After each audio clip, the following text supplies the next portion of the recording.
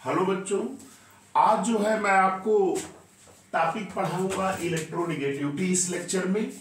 और इस लेक्चर में मैं दो लेक्चर के माध्यम से खत्म करूंगा। इस लेक्चर में मैं केवल आपको इसकी डिफिनीशन बताऊंगा और वो कौन से ऐसे फैक्टर हैं जिन पर ये इलेक्ट्रोनेगेटिविटी डिपेंड करती है, ये जानना जरूरी है। इससे क्वेश्चंस आते हैं, तो ध्यान से देखिएगा कि इलेक्ट्रोनेगेटिविटी कहते किसे। मैंने हेडिंग लिखा है इलेक्ट्रोनेगेटिविटी।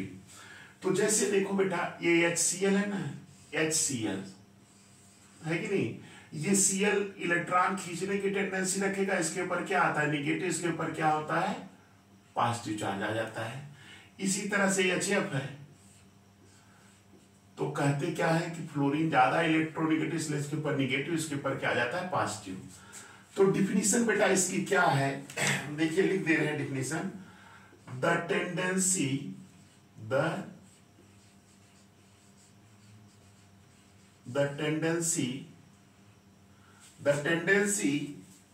ऑफ एन आइटम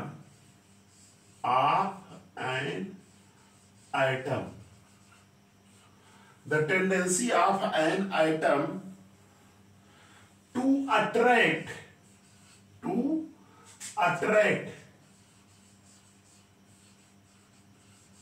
ये दिमाग में बैठा लीजिएगा। The tendency of an item to attract the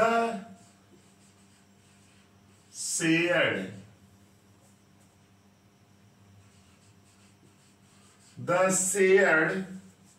electron pair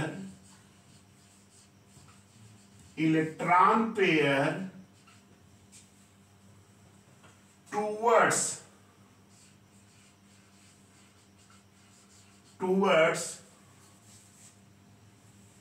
itself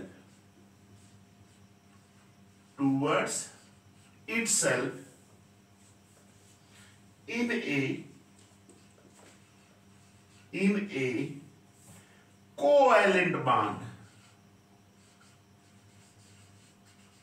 covalent bond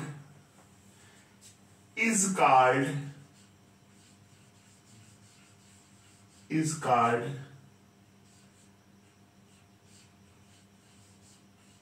electronegativity.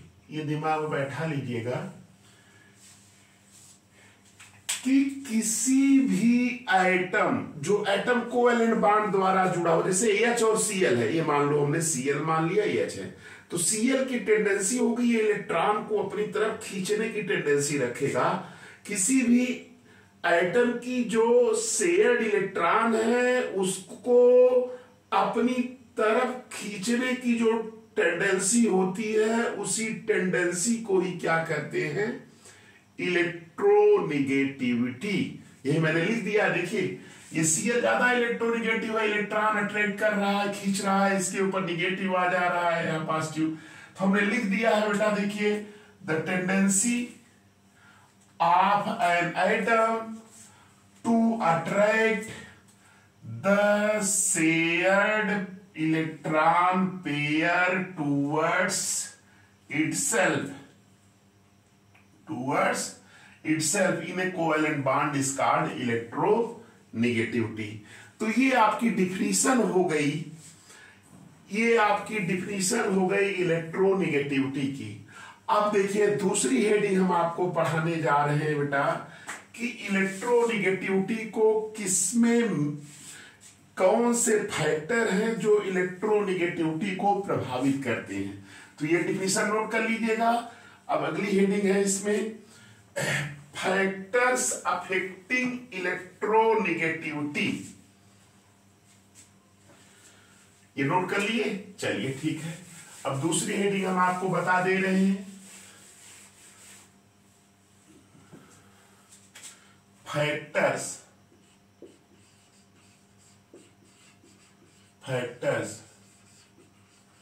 affecting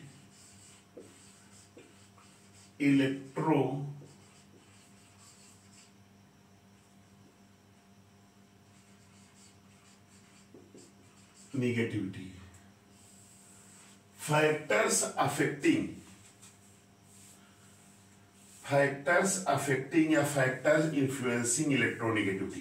देखिए, अब देखिए मैं समझाते हुए चल रहा हूं, एक एक हेडिंग लिखते हुए समझाते हुए चल रहा हूं।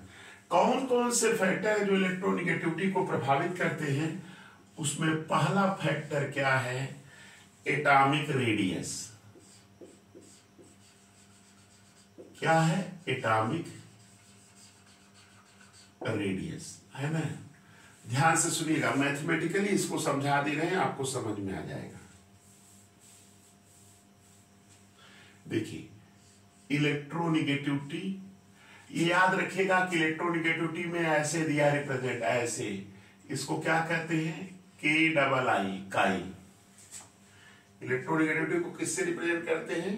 के डबल आई से, काई जिसको बोलते हैं, डिनोटेड बाई, या प्रोनाउन जो कह सकते हैं एच काई, इससे ऐसे दिया है के डबल आई। तो एटॉमिक रेडियस, देखिए इलेक्ट्रोनिगेटिविटी को हम शार्ट में लिख रहे हैं ऐसे, ईएन का मतलब आप लोग समझ लीजिएगा कि इलेक्ट्रोनिगेटिविटी के विषय में सर बोल रहे हैं। देखिए EN, electronegativity inversely proportional to atomic radius, है कि नहीं? ये दिमाग में ऐसे बैठा लीजिए, मैथमेटिकली पढ़िए भाई।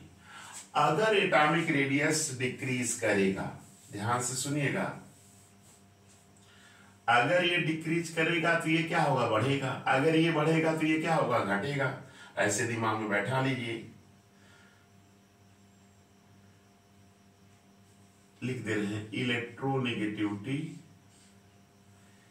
इंक्रीजेज, INC, increases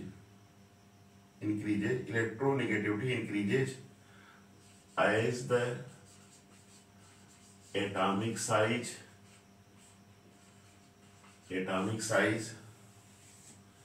या एटॉमिक रेडियस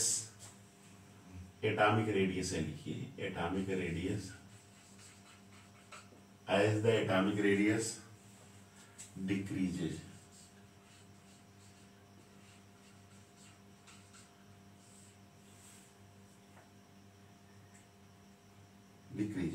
है कि नहीं? नोट कर लीजिएगा इसको। दूसरा फैक्टर बता दे रहे हैं, नोट करते चलिएगा। एटॉमिक रेडियस घटेगा तो ये बढ़ जाएगा। दूसरा फैक्टर है न्यूक्लियर चार्ज, जेड इफेक्ट जिसको कहते हैं, है कि नहीं?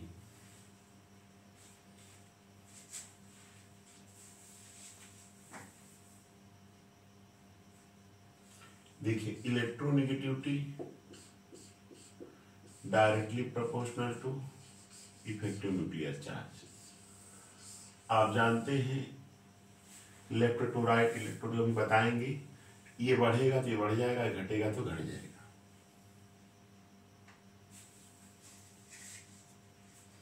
न्यूक्लियर चार्ज बढ़ेगा तो ये बढ़ जाएगा। चलिए दूसरा लिखिए, नोट करते चलिए दूसरा। तीसरा है आपका स्क्रीनिंग इफेक्ट। तीसरा आपका क्या है?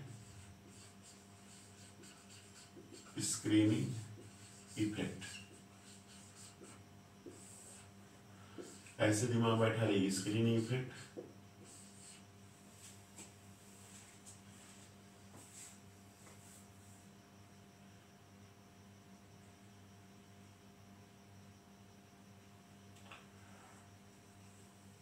Inversely proportional to screening effect.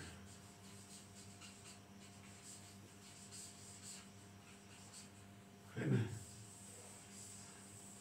अगर ये बढ़ेगा तो घट जाएगा भाई, नंबर ऑफ सेल्स बढ़ेंगे तो स्क्रीनिंग इफेक्ट बढ़ जाएगा, है कि नहीं?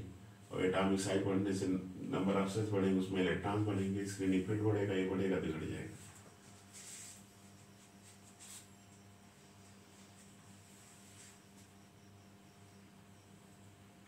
ये हो गया तीसरा। चौथा, 3 एप्लीकेशन हो गया ना।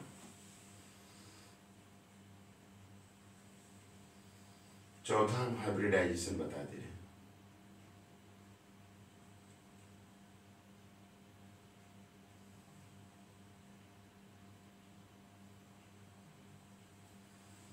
नोट कर लिए ना इसको। चौथा हाइब्रिडाइजेशन की बात हम कर दे रहे हैं। हाइब्रिडाइजेशन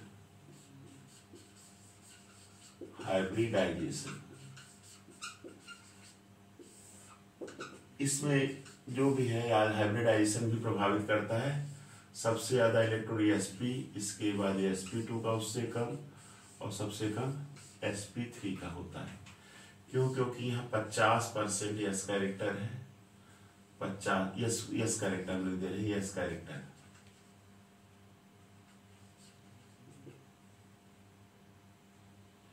%50 यहाँ है। यहाँ पे क्या 33.3% है, और यहाँ क्या 25% है। आप जानते हैं electronegativity directly proportional to percentage of s character, है ना। अगर यस कैरेक्टर का परसेंटेज बढ़ेगा तो इलेक्ट्रोनेगेटिविटी बढ़ेगी, इसलिए सबसे ज्यादा sp का हो गया, है ना। हाइब्रिडाइजेशन भी हो गया। चलिए अब ये पांचवा बता दे रहे हैं। पांचवा जो है, याद रखिएगा sp की इलेक्ट्रॉन सबसे ज्यादा, इसके बाद sp2 की उससे कम, सबसे कम sp3। ऑक्सीडेशन स्टेट पांचवा, ऑक्सीडेशन स्टेट। देखिए ऑक्सीडेशन स्टेट क्या होता है।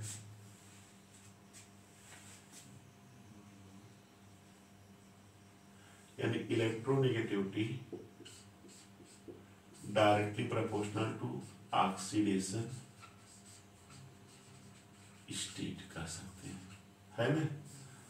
हम यहां नीचे लिख दे रहे हैं क्या, greater is the oxidation state of element, greater is the oxidation state of element, greater is the oxidation state of element, greater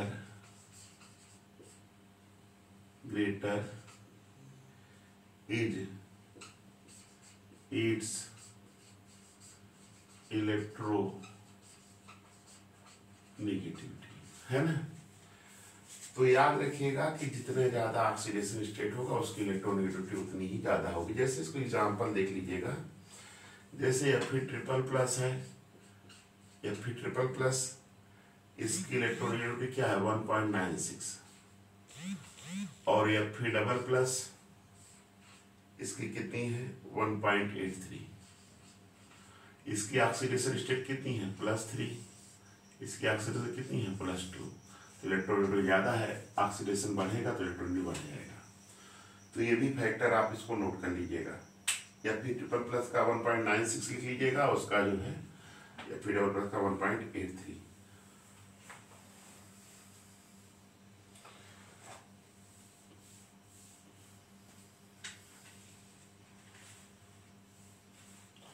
तो इस लेक्चर में हमने आपको क्या बताया, इलेक्ट्रोनेगेटिविटी को बताया, और वो कौन से ऐसे फैक्टर हैं जिन पर कि इलेक्ट्रोनेगेटिविटी क्या करती है, निर्भर करती है।